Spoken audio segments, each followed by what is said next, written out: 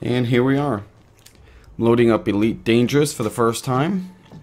Gonna see how the game plays out. I have already tried the Mercenary Edition, the demo that they had. You could buy it for 50 bucks before it came out, and you could get that version, and it brought a couple of maps you can play on. I don't know if maps is the appropriate word, but a couple of scenarios.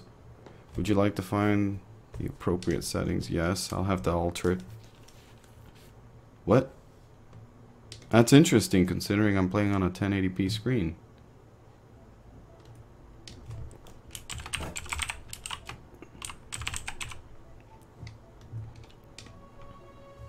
Here we go.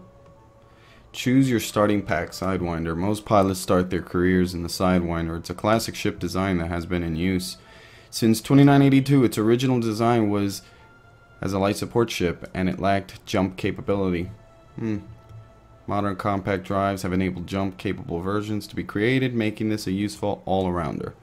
Some navies still use these ships as fighters and patrol craft. Anyway, if you're wondering what this game is about, it's an open, I would say, an open world, but that's an understatement. It's an open galaxy game where it has 400 billion star systems that you can explore, and it's one-to-one with our galaxy. And it's a recreation of our galaxy. It uses data from the space agencies. I don't know if it's just NASA or if it's around the world, but it uses the data from there to be able to accurately portray the universe, at least to an extent, for whatever they can. Now in this game you'll start off with a simple ship like the one that you're seeing in front of you, and you'll be able to explore the system, do whatever you want. Now, what does that mean, do whatever you want? Because, you know, you could say that about anything, but we all know that games have a requirement of what you can and what you can't do. There's still a hard rule. Well, in this game, you'll be able to start off as a trader on a ship with very little cargo hold. And later on, you'll be able to work your way up the chain on that. Or if you want to, you can go down a privateer path or a mercenary and start hunting bounty hunters.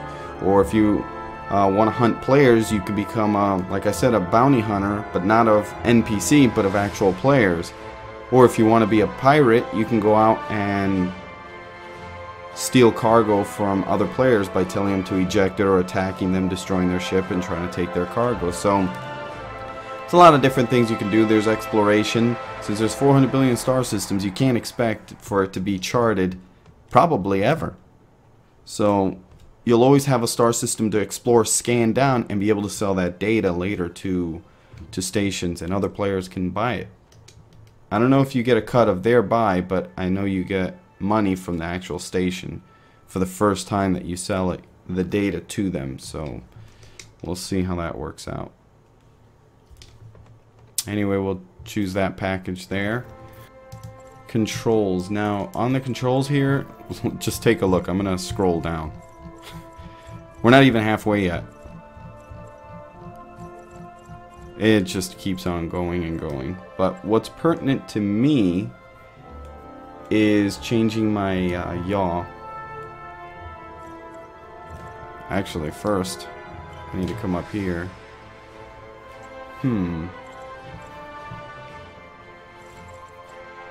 I wonder if it saved some of my settings from the demo. We'll just jump in and check it out. If it did, then we're good to go. If not, I'll have to come back here and change it. Training, huh? Oh. Travel, docking. Alright, since I haven't actually had the opportunity to use this program, I only got as far as incursion, and I got to the final wave, and I was able to kill the enemies, but it was pretty long because you can't heal, so you have to manage your shields correctly, so that way you don't get killed, whittled away, and then finally a good lucky shot just takes you out. Let's do docking training. In case you're wondering, wait a minute, is this a forced online game? Well, you do have to have a connection, yes, but that's for game updates. But there's 3 different settings that you could play the game in. Single player, but again, you have to be connected to their servers.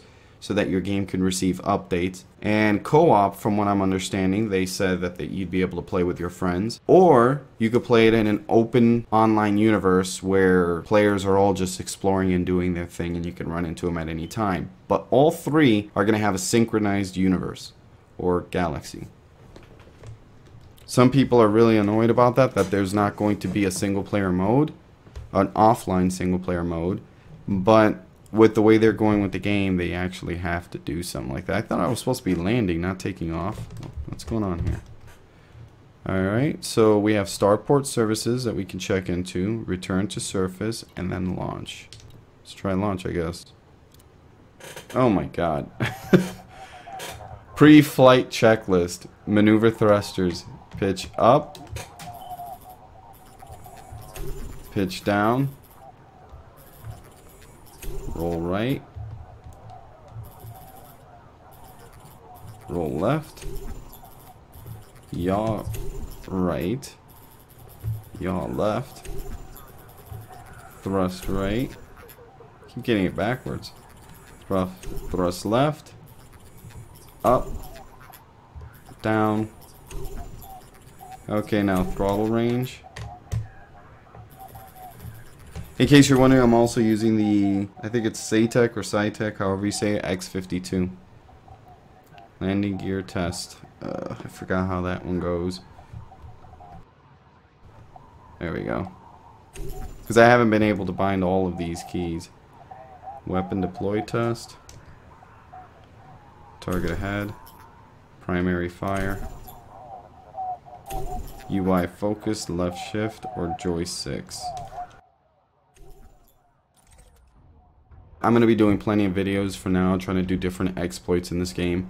I've been playing EVE Online recently for about a month so far. I have an account. It didn't have too much game time on it, maybe a month or two. But I've been enjoying it again, even more that I've been able to get into it.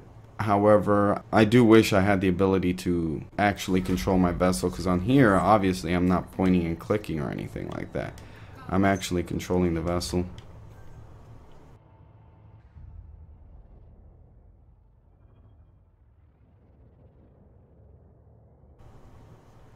Alright, I'm going backwards here.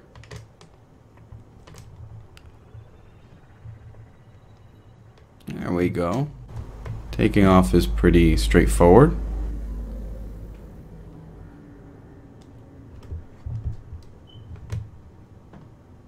Fantastic. And there we have it. Look at those graphics. Now right now, in case you're wondering, can you land on planets? Because games like EVE Online, they have these cool worlds and stuff, but you can't actually land on any of the... Well, you can land on your space station and look inside your captain's quarters, but that's about it. Well, in this game, they're actually working on an update. It'll probably be a paid-for expansion where you'll actually be able to land on planets and on space stations. And if you've heard something like that similar before, yes, Star Citizen is working on something like that. It's a game that's in similar style to this one. However, I'm not exactly sure about the shotgun approach of doing space and ground all at the same time. I actually prefer a more focused approach, and that's what Elite Dangerous seems to be doing. Okay, so that was launch. Now in the next one, we're going to go ahead and jump into the actual main game. From what I hear, they just thrust you into it. They just give you some credits, and off you go. We'll see how true that is, and we'll learn the game together. Alright, I'll catch you then.